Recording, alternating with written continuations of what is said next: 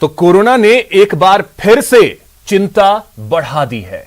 Corona पर दिल्ली में आज एक बड़ी बैठक होने वाली है। प्रधानमंत्री नरेंद्र मोदी आज महामंथन करने वाले हैं कोरोना को लेकर। टीकाकरण पर बैठक लेंगे। सुबह 10:30 बजे यह बैठक होने वाली है। तो कोरोना ने एक बार फिर से चिंताएं बढ़ा दी हैं। पीएम मोदी आज बैठक लेने वाले हैं। बड़े अधिकारी इसमें शामिल होंगे। कोरोना के हालात और वैक्सीनेशन को लेकर आज पीएम मोदी चर्चा करने वाले हैं। तो इस वक्त सहयोगी शंकर आनंद दिल्ली से हमारे साथ जुड़ गए हैं। शंकर, क्या जानकारी है? कोरोना ने चिंताएं तो अब काफी ज्यादा बढ़ा दी हैं। निश्चित तौर पे देखिए, कोरोना के जो नए वेरिएंट ने काफी जो मुश्किलें हैं वो बढ़ा रही हैं। जिस तरह से बकायदा नए वेरिएंट के बारे में जो चर्चाएं हो रही हैं और उसके बारे में कहा जा रहा है, तो उसी बात को लेकर आज 10:30 बजे आज काफी महत्वपूर्ण बैठक होने वाली है, जिसमें कि प्रधानमंत्री नरेंद्र मोदी अपने तमाम नेताओं के साथ में और उसके साथ स्वास्थ्य मंत्रालय से जुड़े हुए तमाम अधिकारियों के साथ में इस बैठक को की अध्यक्षता करेंगे, जिसमें कि बूस्टर डोज के मसले पर भी चर्चा हो सकती है कि बूस्टर डोज को लेकर जिस तरह से सरकार पर पिछले कुछ दिनों से दबाव बढ़ा है, तो क्या करना है बूस्टर डोज का, किस तरह से इस मामले को आगे देखना है, इस मामले पर चर्चा होगी। इसके साथ ही अभी देश भर में कोरोना वैक्सीन से संबंधित जो टीकाकरण का जो मसला है उसको किस तरह से और तेजी से बढ़ाया जाए, इस मामले पर चर्चा होगी। और इसके साथ ही जो कोरोना के नए वेरिएंट को किस तरह से रोकना है या उस पर किस तरह से उस पर इम्प्लीमेंट करना है, इस मामले पर भी चर्चाएं होंगी।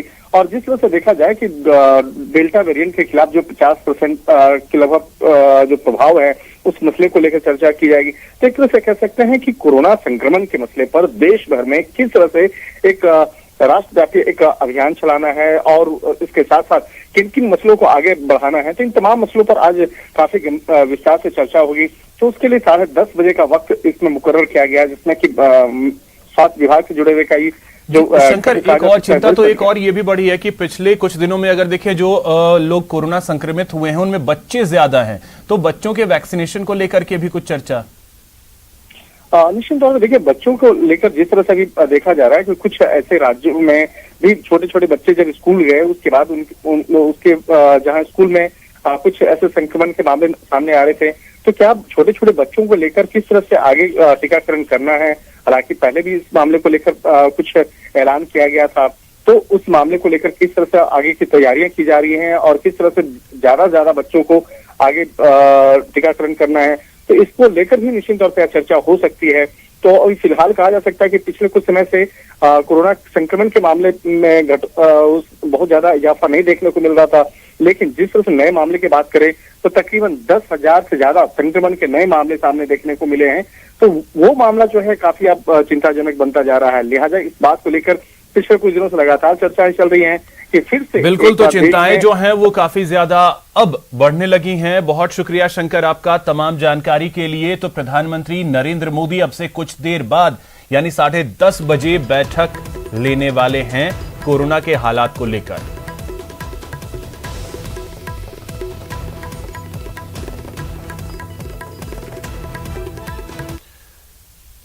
वहीं कोरोना पर अब प्रदेश सरकार भी एक्शन में है। केस ने चिंताएं अब बढ़ा दी हैं। आपको बता दें, आज शाम 4 बजे सीएम समीक्षा बैठक करेंगे। जो मौजूदा हालात हैं उसको लेकर के मुख्यमंत्री आज चर्चा करेंगे, अधिकारियों से फीडबैक लेंगे। चिकित्सा मंत्री परसादी लाल मीणा भी इस बैठक में शामिल होंगे। विभागीय अधिकारी भी इस बैठक में शामिल होंगे। तो प्रदेश में लगातार जिस तरीके से कोरोना के मामले अब बढ़ रहे हैं, इसको लेकर के अब सरकार भी एक्शन में है और सरकार की चिंताएं जो है वो साफ तौर पर अब दिख रही हैं। और यही वजह है कि मुख्यमंत्री आज शाम 4 बजे एक समीक्षा बैठक करने वाले हैं, जहां पर जो मौजूदा हालात हैं उसको लेकर चर्चा की जाएगी। तमाम अधिकारी जो विभाग के हैं वो इस बैठक में शामिल होंगे और उनसे मुख्यमंत्री फीडबैक लेंगे। साथ ही चिकित्सा मंत्री परसादी लाल मीणा इस बैठक में शामिल होंगे।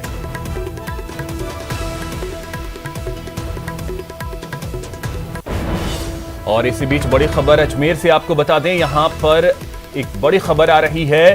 पुष्कर में विदेशी पर्यटक के संक्रमित होने के मामले में 2 अन्य विदेशी महिलाओं की रिपोर्ट पॉजिटिव आई है।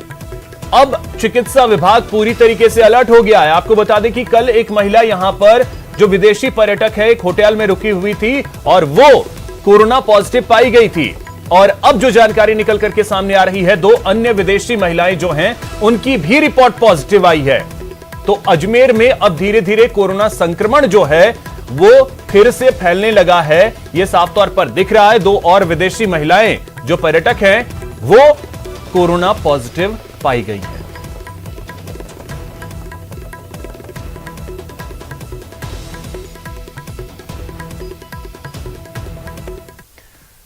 तो इसी खबर पे और अधिक जानकारी के साथ हमारे साथ अजमेर से अभिजीत दवे और जयपुर से दिनेश शर्मा हमारे साथ जुड़ गए हैं। सबसे पहले तो मैं अभिजीत आप ही के पास आ रहा हूं, अपडेट क्या है? 2 और महिलाएं पॉजिटिव पाई गई हैं।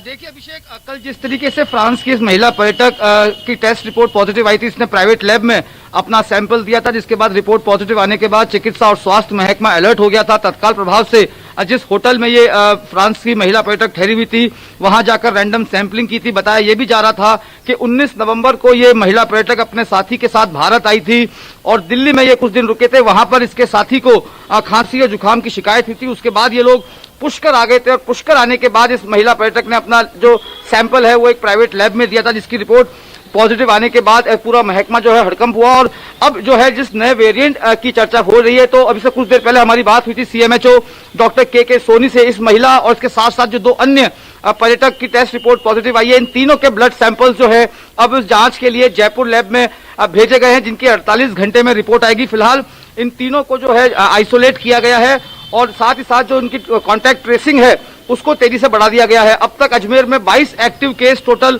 रिपोर्ट किए जा चुके हैं। हालांकि अभी तक जेएलएन कोविड वार्ड में कोई भी कोविड पेशेंट जो है वो एडमिट नहीं हुआ है, लेकिन इसके बावजूद 3 स्कूली छात्र अब तक पॉजिटिव आ चुके हैं। इसके अलावा शहर का एक रिहायशी अपार्टमेंट है, वहां के 2 गार्ड सहित कई लोग जो है वो पॉजिटिव आ चुके हैं। तो एक बार फिर से जो तीसरी लहर की आशंका है वो अब धीरे धीरे अजमेर में भी दस्तक देती जा रही है। खास तौर से दीपावली और पुष्कर मेला जिस तरीके से आयोजित हुआ है, उसके बाद जो लोगों ने कोविड प्रोटोकॉल का जो है पालन ढंग से नहीं किया है, उसकी परिणति के रूप में अब ये जो पॉजिटिव केसेस हैं इनका आना लगातार शुरू हो चुका है। जहां तक बात करें स्कूलों की, तो सरकार ने जिस तरीके से कल एसओपी जारी की है, उसके बाद स्कूलों में रैंडम सैंपलिंग का काम भी मेडिकल और हेल्थ डिपार्टमेंट ने शुरू कर दिया है। इसके साथ साथ खास एहतियात बरतते हुए फोकस जो है आज शाम 4 बजे मुख्यमंत्री अशोक गहलोत भी एक रिव्यू मीटिंग लेंगे। जाहिर तौर पर ये एक संवेदनशील मुद्दा वापस से बन गया है। प्रदेश के लिहाज से अगर बात की जाए, जिस तरीके से पॉजिटिव केसेस लगातार बढ़ते गए, हमने कल देखा था जब पूर्व मुख्यमंत्री वसुंधरा राजे अपनी देव दर्शन यात्रा के तहत अजमेर आई थी, पुष्कर और दरगाह में उन्होंने जियारत की थी, जगह जगह बिल्कुल। तो कहीं ना कहीं कुछ लोगों ने लापरवाहियां तो हैं और उसी का नतीजा है कि इस तरीके से अब एक बार फिर से केसेस बढ़ने लगे हैं। दिनेश, अब मैं आपके पास आना हूं, आपसे जानना चाहूंगा, अब देखिए जिस तरीके से केसेस सामने आ रहे हैं, चाहे वो अजमेर हो या जयपुर की ही बात कर लें, लगातार मामले बढ़ते जा रहे हैं, चिंताएं बढ़ गई हैं, अब सरकार भी एक्शन में दिख रही है।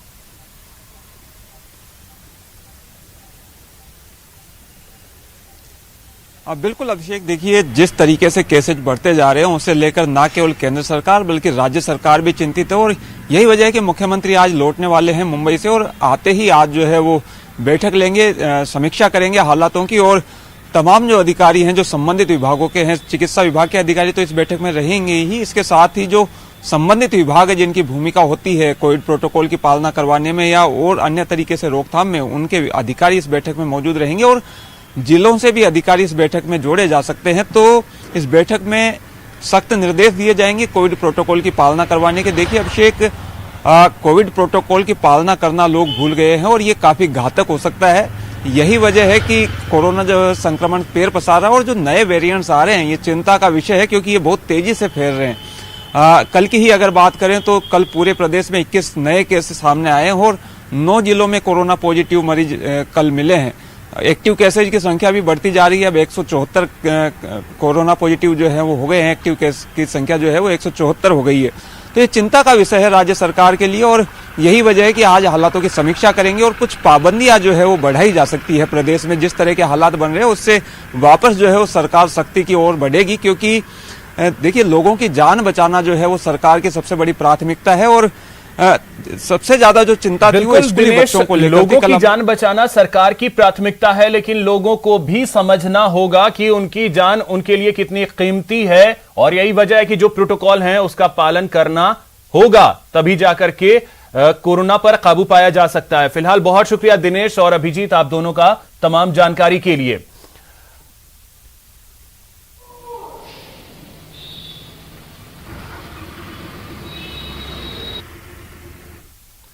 प्रदेश में बढ़ रहे कोरोना के केसों को देखते हुए भरतपुर में स्वास्थ्य विभाग पूरी तरह से मुस्तैद नजर आ रहा है। शहर के अस्पतालों में तीसरी लहर की आशंका को देखते हुए व्यवस्थाएं चाक चौबंद की गई हैं।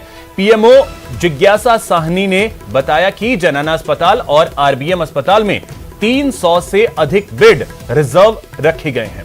सभी बेडों पर ऑक्सीजन प्लांट लगाए गए हैं। पीएमओ ने बताया कि बच्चों के साथ साथ अन्य लोगों के लिए भी ऑक्सीजन बेड की व्यवस्था की गई है। वहीं दवाइयों की उपलब्धता के बारे में बताया कि दवाइयां क्षमता के अनुसार उपलब्ध हैं, लेकिन कहीं ना कहीं अस्पताल में स्टाफ की कमी नजर आ रही है। आरबीएम अस्पताल में स्टाफ की व्यवस्था नहीं हो पा रही है। पीएमओ जिज्ञासा साहनी का कहना है कि इस पूरे मामले को लेकर सरकार को पत्र लिखा जा चुका है और चिकित्सकों की उपलब्धता को पूर्ण कराया जाए, जिससे कि मरीजों का बेहतर उपचार हो सके।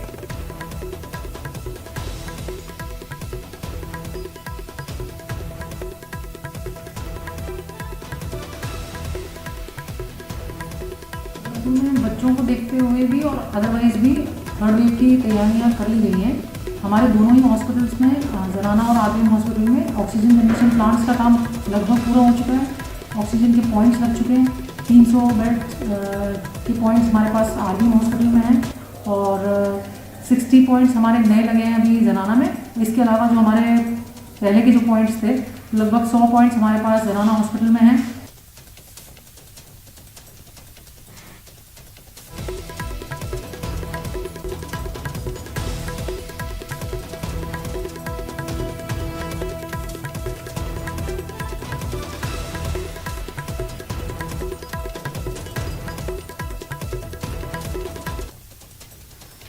प्रदेश में बढ़ते कोरोना के मामलों की बात अगर करें तो इसे देखते हुए गृह विभाग ने नई गाइडलाइंस जारी की है। गाइडलाइंस के मुताबिक अब स्कूली बच्चों को स्कूल प्रशासन ऑफलाइन क्लासेस में आने के लिए बाध्य नहीं कर सकता है। गाइडलाइन में संस्थाओं में कैंटीन के बंद रखने के निर्देश दिए गए हैं, तो सार्वजनिक कार्यक्रमों में कोविड गाइडलाइन का पालना अनिवार्य होगा।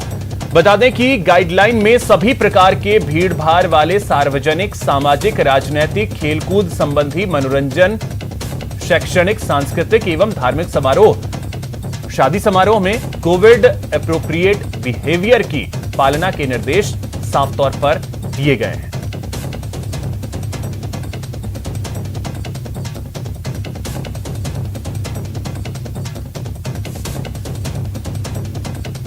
यहां रुकेंगे एक छोटे से